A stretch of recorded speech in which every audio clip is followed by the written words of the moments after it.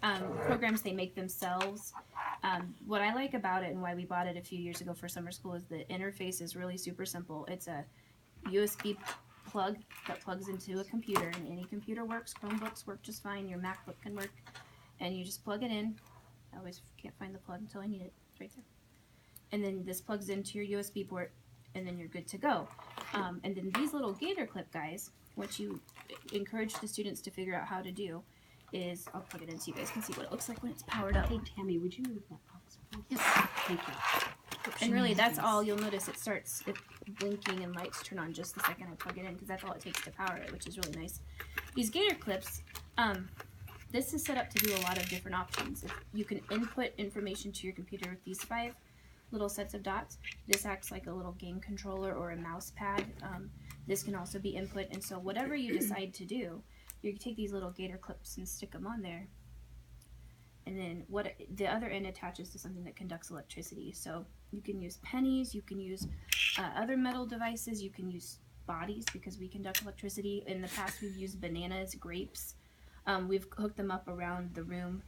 We were going to do a project at one point where the whole music room was going to be controlled by the Makey Makey kit, and we were going to play music with it, but it took a whole lot more phone wire than we could get our hands on before that opportunity ran out. And then so once you've hooked all these up and you've got these hooked onto where you want them, you can use the Makey Makey programming that's already been prepared. Like they have a little Mario game you can do. They have a little piano that can be controlled by it.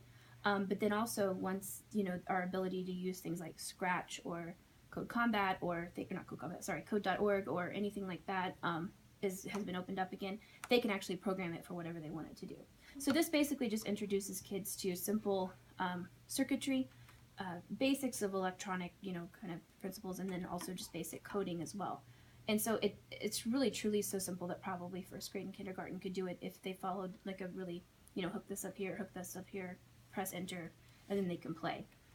So my technology club has been busy getting acquainted with it so that they can help with games and stuff, and the people that are assigned to your room are happy to go down during recess and they'll run that through with the kids, help them set it up, and they can play Mario. They can do pretty much whatever's on the Makey Makey side already, since we can't use Scratch right now or any other kind of coding. And yeah, it's really fun. They've had a blast putting it together.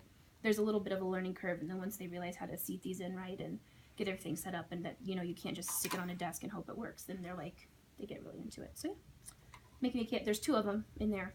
I'm thinking about purchasing a couple for just my own self and for my kids at my house, so I'll bring those 2 for everybody to use until they get old enough to play with them. And then hopefully we'll have things like, Raspberry Pis and other Arduino equipment to mess around with too. So if you're interested, let us know. We're here to serve. Thank you. Yes.